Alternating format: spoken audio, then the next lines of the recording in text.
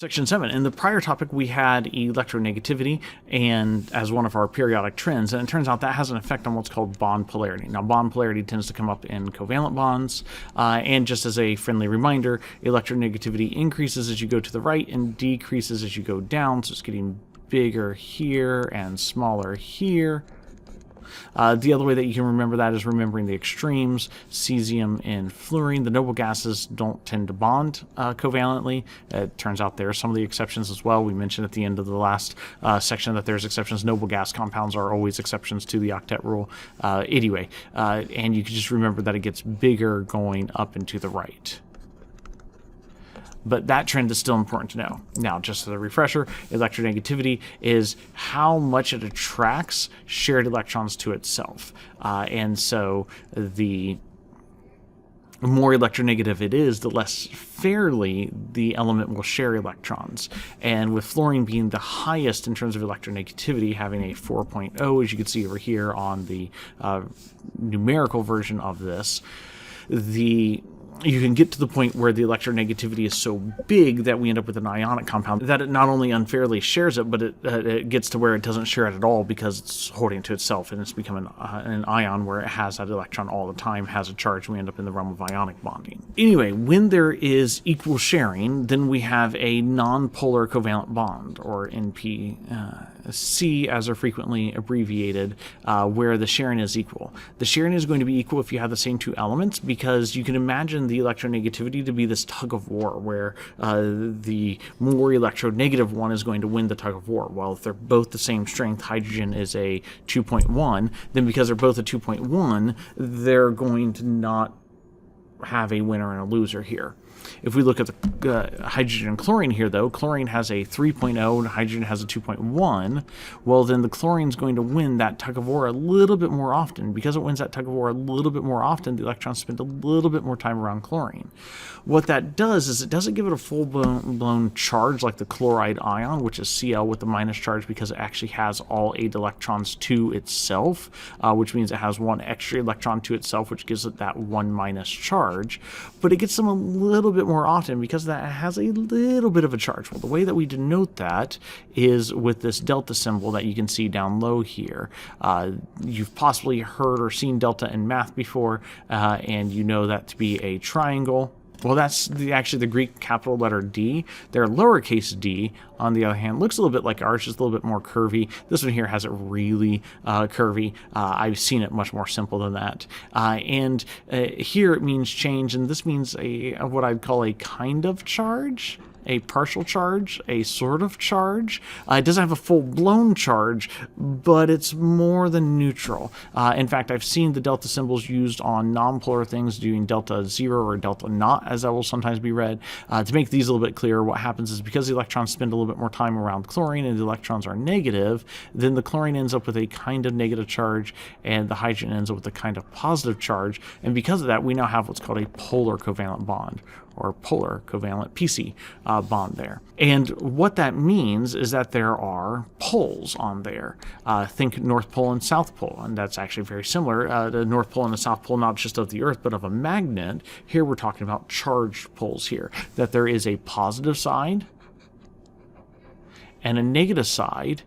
And so then we have a pole there with opposite charges on either side. So covalent bonds happen between nonmetals already, so I'm not sure why this first statement is necessary, but they have equal or almost equal sharing of electrons, and that comes from having very small electronegativity differences.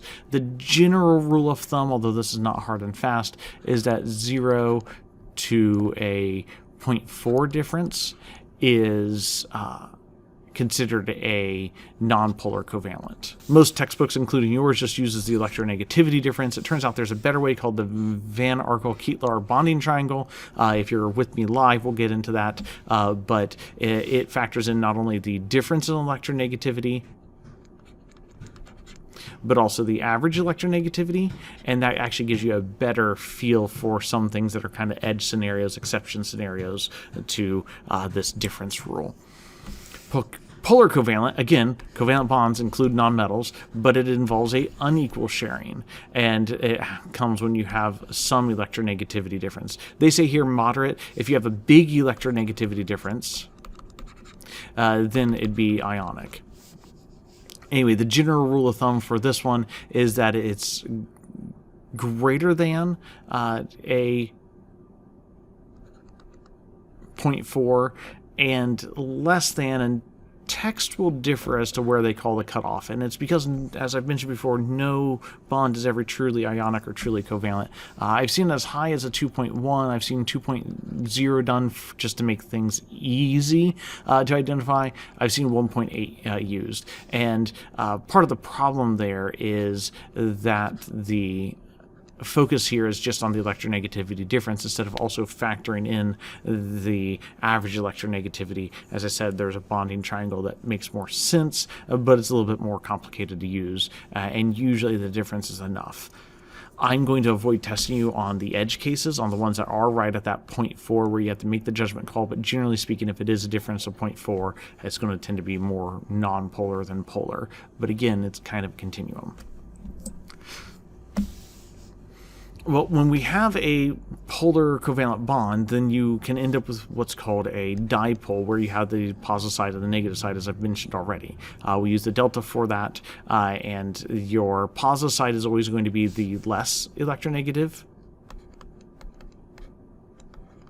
element, and the negative side is going to be the more electronegative element, because the more electronegative one is going to win that tug of war. It's going to keep those electrons to itself. And what that can do then is that can actually set up what's called a dipole moment in it, and that can form what's called a polar molecule. And so we can have not only polar bonds inside the molecule, but we can also end up with a polar molecule. And the way that we denote molecule polarity is with this arrow here that I was tracing over. I think of it as a positive sign and a negative sign, where you have the positive sign on the delta plus side and the negative sign on the delta minus sign, and then you connect that using an arrow. And so within that original sign, you can see there's a plus sign over on the positive side, and then the negative sign is, I always think of as being hidden in the stick of the arrow, the stem of the arrow there. In reality, it's just an arrow with a cross at the end, but that's how I think of it, and you can end up with a polar molecule where the dipoles within the molecule cause the whole molecule to be polar. We'll explain that here in a bit. Might even be a future section, but I know it's coming up here in the notes. The other thing I will point out too is the bigger the electronegativity difference, the bigger the dipole. And so, a small difference, you get that. A big difference, you can get that. And a lot of times the size of the arrow is just used to denote the strength of the dipole. We're not going to get into doing that. I'm certainly not going to get out a ruler and measure any dipole lines that you draw. You just should know that sometimes it is used to show size or magnitude of it, how big the polarity is. Although this polarity stuff primarily comes up in covalent bonding, I do want to point out here that we're touching on ionic here again real quick, and that's just because this is the first time we've really talked about how electronegativity difference is the real reason why we have the different types of bonds, and it just turns out that because metals have a low electronegativity and non-metals tend to have a high electronegativity, that we end up with these large differences, and the large differences means that one atom wins the tug of war to the point where it has pulled it to itself. And I will also point out here that your textbook is using the greater than 1.8. And so you can view the polar covalent as being greater than 4 and less than or equal to 1.8. Above 1.8 is going to be ionic. And again, I'm not going to give you the edge cases, a 0.4 difference or a 1.8 difference, and ask you which is it, because they're right there on that border. They're hard to determine. Anyway, your textbook here goes the route of just saying we're going to ignore the fact that 0.45, etc., everything between 0.04 and 0.05 exists, and we're just going to pretend that's not that. But there, your electronegativity difference determines whether it is a non-polar covalent, polar covalent, or ionically bonded substance.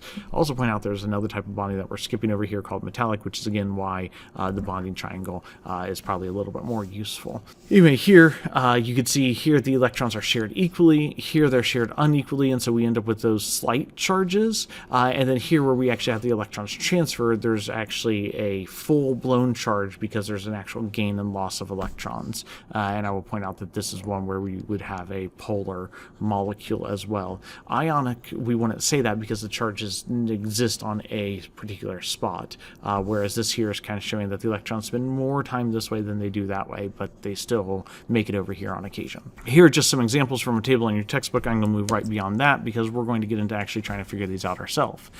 So going through these, it's a little tiny on my screen, but potassium has a 0.8, nitrogen has a 3.0, 3.0 there for that one. Then oxygen is a 3.5, chlorine is a 3.0 also, so it makes all those 3.0s, and hydrogen is a 2.1. We'll point out that your textbook here has moved hydrogen over to this side. They're trying to bring it into line with about where the 2.1 region is, and they're coloring hydrogen the non-metal because hydrogen, even though it can have a 1+ charge and behave like a metal, it really is a non-metal, and so that's why they've moved it over here.